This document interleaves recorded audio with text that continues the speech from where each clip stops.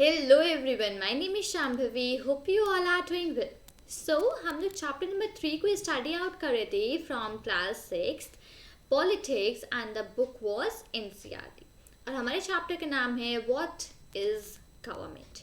Right, सो हम लोग इसी रिस्पेक्टिव चैप्टर को आज यहाँ पर कंटिन्यू करेंगे। तो हम लोग को यहाँ से स्टार्ट करना है that is the levels of government. ठीक है,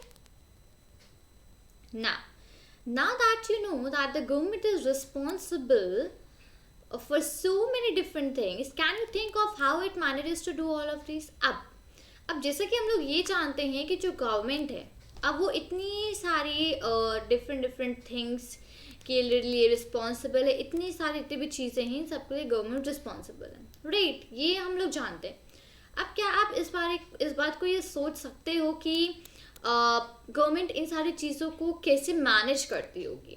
लाइक इतने जैसे डिसीजंस लेना, एक्शंस रिस्पेक्टिव लेना, जो भी, और जैसे कि प्रॉपर फूड प्रोवाइड करना, प्रॉपर हेल्थ फैसिलिटीज़ प्रोवाइड करना, बाउंड्रीज को प्रोटेक्ट करना, इतनी सारी जो भी चीज़ें हैं, how the government works, government in सारी चीज़ों को कैसे मैनेज करती है, इन सारी चीज़ों को एक साथ।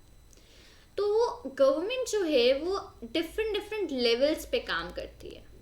ठीक है, the government works on different levels, अलग अलग लेवल्स हैं उस पे गवर्नमेंट काम करती है। ठीक है, सो जो लेवल्स है वो है at the local level, at the level of the state and at the national level. तीन यहाँ पे लेवल्स हैं, एक लोकल लेवल, एक लेवल ऑफ द स्टेट और एक होता है नेशनल लेवल।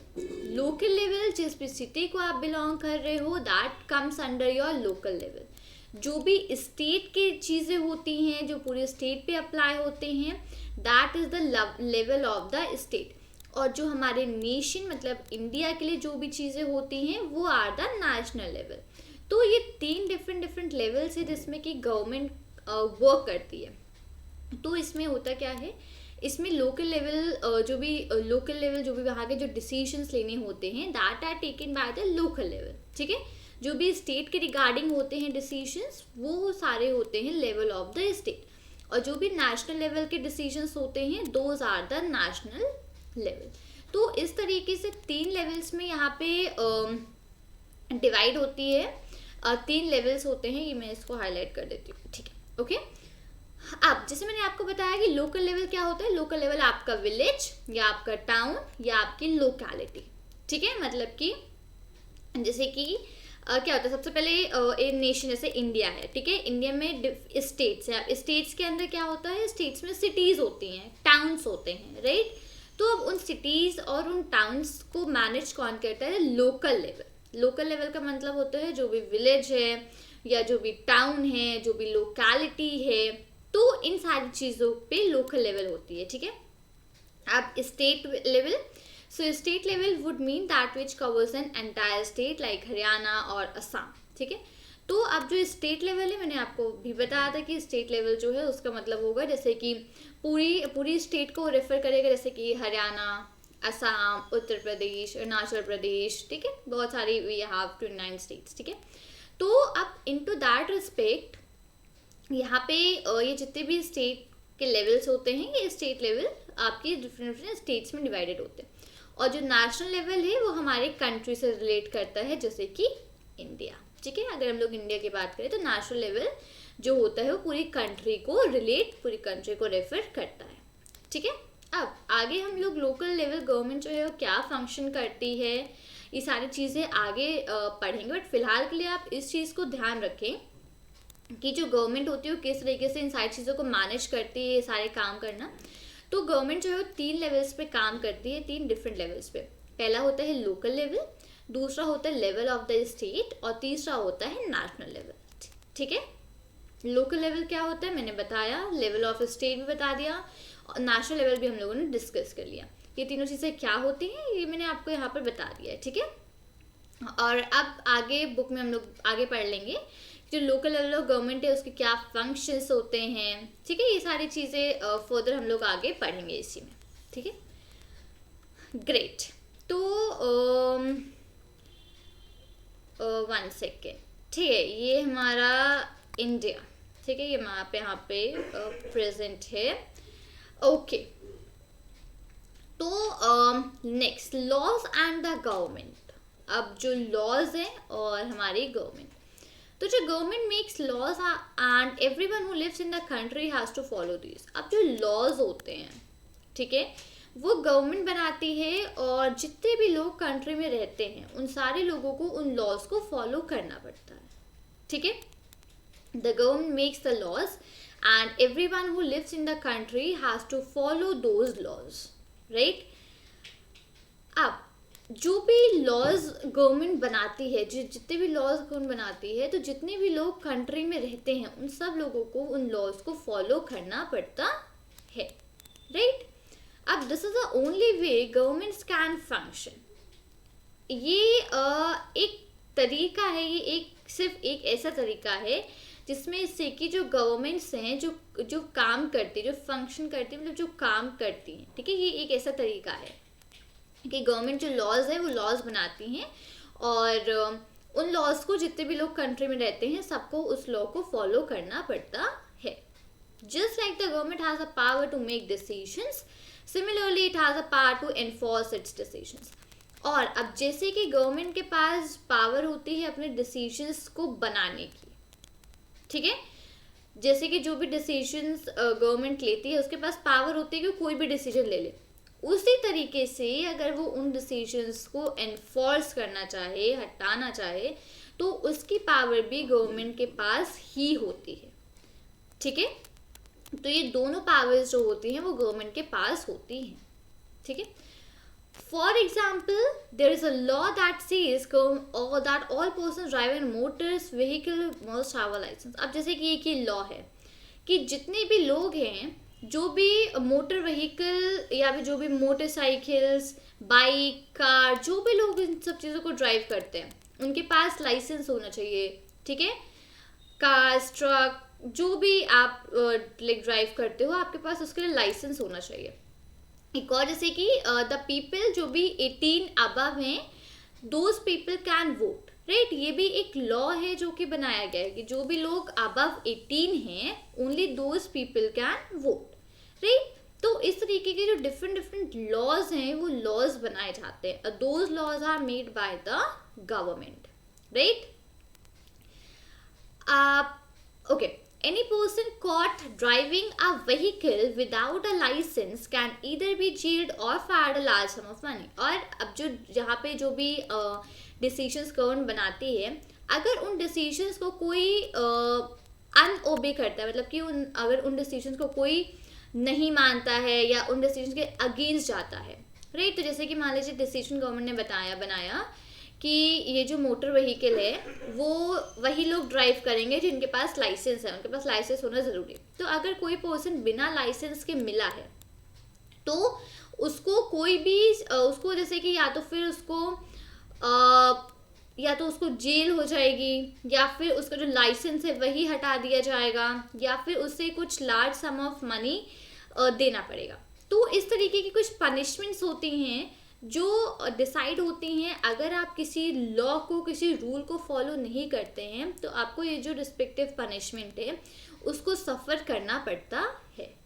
ठीक है, तो जो भी रूल्स, जो भी रेगुलेशंस, सिर्फ वेरी फर्स्ट लाइन थी यहाँ पे कि जो गवर्नमेंट जो भी लॉज बनाती है वो सबको इस जो भी कंट्री में लोग रहते हैं उन सबको फॉलो करना पड़ता है. तो जैसे कि ये रूल है भी, एक्चुअली नॉट था, कि जो भी लोग कोई भी ड्राइविंग करेंगे, कोई भी ड्राइव, सिर्फ यहाँ पे व्हीकल, सिर्फ मोटर व्हीकल की नहीं है, बाइक, स्कूटी, कार, ट्रक, कुछ भी आप अगर ड्राइव करोगे सो आपके पास उसके लिए लाइसेंस होना चाहिए. और license are always made for 18 above. जो भी लोग 18 या 18 के अबव होते हैं उनको ही सिर्फ लाइसेंस बनता है, राइट. तो इट इज़ नेसेसरी कि आपके पास हो, अदरवाइज जो भी यहाँ पे पनिशमेंट्स उसके अंदर रखी गई हैं आपको कोई ना कोई पनिशमेंट को सफ़र करना पड़ेगा. Without these laws the government's power to make decisions is not of much use. और ये जो लॉज हैं, इन लॉज के अगर ये लॉज नहीं हैं, अगर इन लॉज के बिना गवर्नमेंट की जो पावर है, ठीक है, डिसीजंस बनाने की, वो ज़्यादा यूज़ की नहीं है। अगर जो लॉज वगैरह जो गवर्नमेंट ने बनाए हैं, अगर ये लॉज वगैरह ना हो तो गवर्नमेंट की जो पावर है इन डिसीजंस को लेने की, ये किसी भी यूज़ की नहीं है, ठीक है। तो अब इस रिस्पेक्टिव में यहाँ पे जो भी लॉज हैं वो गवर्नमेंट बनाती है, और जितने भी लोग इस कंट्री में रहते हैं सबको उन लॉज को फॉलो करना पड़ता है। और अगर गवर्नमेंट के पास पावर है कि वो लॉज बना सकती है, और अगर वो नहीं लॉज को बनाती है, या जो भी रूल्स हैं उन रूल्स को नहीं बनाती है, तो उनकी पावर किसी भी ज़्यादा यूज़ की नहीं है, ठीक है। इट इज़ द पीप 1 सेकेंड, ठीक है। In addition to any actions that governments can take, there are also steps that people can take if they feel that a particular law is not being followed, ठीक है। अब जैसे कि अभी हम लोगों ने बताया कि कुछ पनिशमेंट्स हैं, कुछ रिस्पेक्टिव पनिशमेंट्स हैं। अगर आप उस रूल को, जो भी रूल है आप उसको नहीं फॉलो करो तो आपको रिस्पेक्टिव पनिशमेंट्स मिलती हैं, राइट। तो अगर कोई ऐसे एक्शंस है जो कि गवर्नमेंट ने लिए हैं, ठीक है, या ऐसे कोई स्टेप्स है जो like that people can take, और अगर ऐसी कोई स्टेप्स है जो लोग पीपल जो है वो ले सकते हैं, अगर उन्हें लगे कि जो पर्टिकुलर लॉ है ये फॉलो नहीं हो रहा है, लाइक कोई लॉ बना रिस्पेक्टिवली, और अगर उनको लगता है कि जो रिस्पेक्टिव लॉ गवर्नमेंट बनाया है ये फॉलो नहीं हो रहा है, तो उसमें लोग, जिसमें जो पीपल हैं वो भी उसमें कुछ ना कुछ स्टेप्स ले सकते हैं। जैसे कि if a people feels, for example, that they were not hired for a job because of their religion or caste, he or she may approach the court and claim that the law is not being followed. जैसे कि अब जैसे कि कोई person है, उसने किसी job के लिए अप्लाई किया, वो किसी दूसरे रिलीजन या दूसरे कास्ट का है। कास्ट सिस्टम कितना मैटर करता है ये हम लोग चैप्टर नंबर 2 में पढ़ चुके हैं। अपर कास्ट, लोअर कास्ट, इसमें हम लोगों ने बहुत डिस्कशन किया है चैप्टर नंबर 1 और चैप्टर नंबर 2 में, राइट। तो अगर आपको इसके बारे में रेफर आउट करना है तो आप नीचे डिस्क्रिप्शन में प्लेलिस्ट का लिंक है, आप उसमें से जाके चैप्टर नंबर 2 को स्टडी कर सकते हो।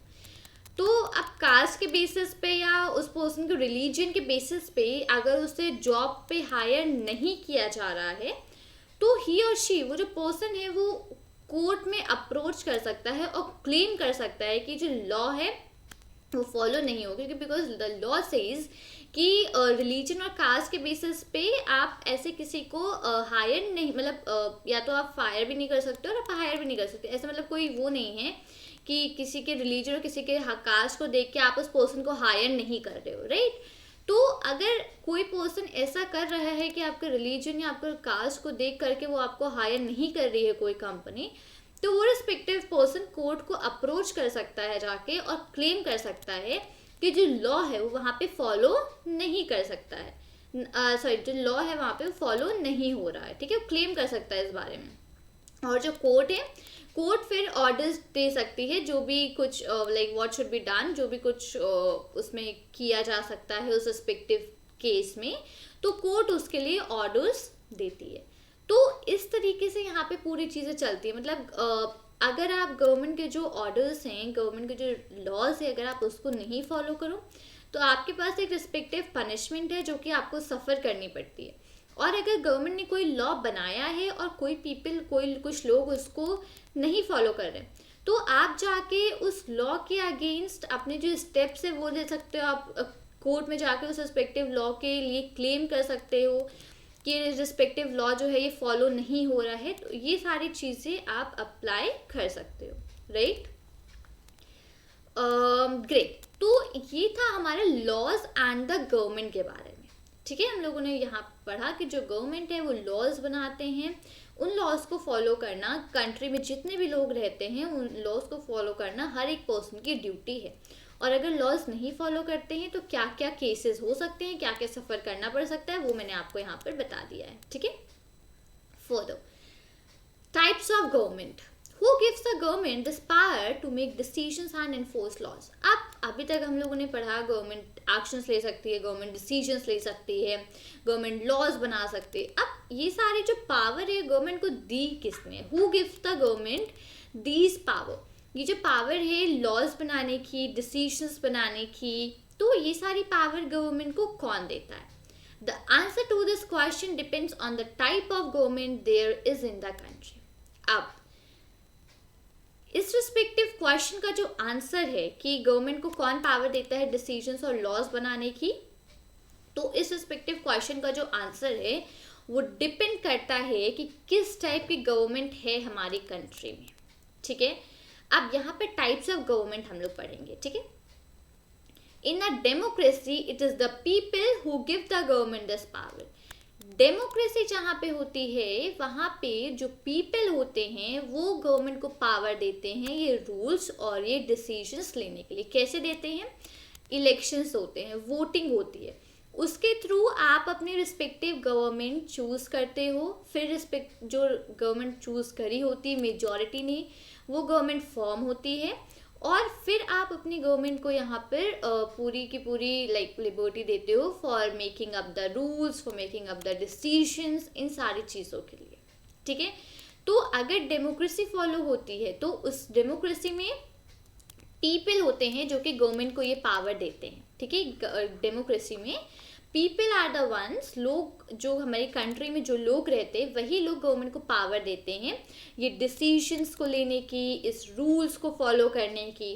राइट, जैसे कि हमारी इंडिया एक डेमोक्रेटिक कंट्री है. Right, we have the elections, हम लोग यहाँ पर इलेक्शंस होते हैं, हम लोग अपने रिस्पेक्टिव गवर्नमेंट को चूज़ करते हैं और फिर हम ही लोग उस गवर्नमेंट को पावर देते हैं जो भी रूल्स हैं बनाने के लिए, जो भी लॉज फॉर्म करने के लिए, जो भी डिसीजंस हैं उनको लेने के लिए. Right, they do this through elections in which they vote for a particular persons and elect. जैसे मैंने बताया कि इसमें यहाँ पर इलेक्शंस होते हैं, इलेक्शंस में हम लोग वोट करते हैं किसी पर्टिकुलर पर्सन के लिए और फिर उनको इलेक्ट करते हैं. Once elected these persons form the government. और एक बार जिन जिन पर्सन्स को हम लोग इलेक्ट करते हैं, नॉमिनेट करते हैं, वो पर्सन्स गवर्नमेंट को फॉर्म करते हैं. ठीक है, so in a democracy the government has to explain its actions and defend its decisions to the people. Democracy में क्या होता है? डेमोक्रेसी में जो गवर्नमेंट होती है उसको जो भी एक्शंस गवर्नमेंट लेती है वो एक्सप्लेन करने पड़ते हैं, has to explain it actions, और जो भी decisions its defend its decision to the people. और जो भी डिसीजंस गवर्नमेंट लेती है वो पीपल को मतलब लोगों को बताने होते हैं. राइट, तो हमारी इंडिया एक डेमोक्रेटिक कंट्री है. यहाँ पे हम लोग अपनी खुद की गवर्नमेंट को चूज़ करते हैं, हम लोग अपनी गवर्नमेंट को पावर देते हैं for taking the decisions, for making the laws. ठीक है, इन सारी चीज़ों के लिए. पहला फॉर्म था एक डेमोक्रेटिक गवर्नमेंट पहला फॉर्म था. ठीक है, अब जो सेकेंड फॉर्म है वो है मोनार्की. ठीक है, मोनार्की अब ये एक दूसरा फॉर्म होता है गवर्नमेंट का. मोनार्क एक्चुअली क्या है? मोनार्क किंग या फिर क्वीन. मोनार्क मतलब होता है किंग या फिर क्वीन. तो जो ये अदर फॉर्म है गवर्नमेंट, जैसे कि मोनार्की, इसमें क्या होता है, इसमें जो पावर होती है, जो मोनार्क होता है, द किंग या फिर क्वीन, जो किंग या क्वीन होती है उसके पास पावर होती है कि वो सारे डिसीजंस ले सकते हैं और अपनी गवर्नमेंट को रन कर सकते हैं. ठीक है, तो अब यहाँ पे डेमोक्रेसी में क्या हो रहा था कि जो पीपल थे वो अपने रिस्पेक्टिव गवर्नमेंट को चूज़ करते हैं, अपने रिस्पेक्टिव गवर्नमेंट को पावर देते हैं. मोनार्की में क्या होता है कि जो किंग या फिर जो क्वीन होती है उनके पास पावर होते हैं खुद कि वो डिसीजंस को लें और गवर्नमेंट को पूरा चला सकें. So the monarch may have a small group of people to discuss matters with, but the final decision-making power remains with the monarch. Unlike the democracy, kings and queens do not have to explain their actions or defend the decisions they take. Monarchy में क्या होता है कि यहाँ पे एक छोटा सा ग्रुप होता है लोगों का जो कि जो भी मैटर्स होते हैं, जो भी चीज़ें होती हैं उनको डिस्कस करते हैं, लेकिन जो फाइनल डिसीजन लेना होता है उसका पावर सिर्फ और सिर्फ मोनार्क मतलब कि सिर्फ और सिर्फ किंग या क्वीन के पास ही होता है. ठीक है, अनलाइक डेमोक्रेसी के तरीके यहाँ पर नहीं, मोनार्की के मतलब डेमोक्रेसी के तरीके मोनार्की में नहीं होता है. यहाँ पे जो किंग और क्वीन होते हैं उन्होंने जो भी एक्शंस लिए होते हैं या जो भी डिसीजंस लिए होते हैं उनको वो चीज़ें एक्सप्लेन नहीं करनी पड़ती हैं. सिंपली उनके जो भी डिसीजंस होते हैं वो अपने डिसीजंस लेते हैं, और जो भी रिस्पेक्टिव पीपल हैं वो उनके डिसीजंस को, उनके रूल्स को, उनके एक्शंस को फॉलो करना पड़ता है। डेमोक्रेसी में कि जो भी चीज़, जो भी एक्शंस लेते हो, गवर्नमेंट एक्सप्लेन करती है उन एक्शंस के बारे में, राइट। और जो भी पीपल के डिसीजन होती है उसको फॉलो करते हैं। बट यहाँ मोनार्की में ऐसा नहीं होता है।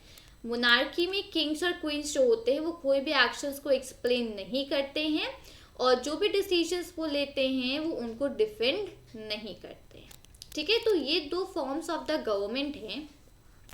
अब इन दोनों respective forms of the government में अभी हम लोगों ने जाना डेमोक्रेसी और मोनार्की दोनों के बारे में, राइट। तो आप इस चीज़ का आंसर आई होप आपको मिल गया होगा यहाँ पे कि who gives the government this power to make decisions and enforce laws.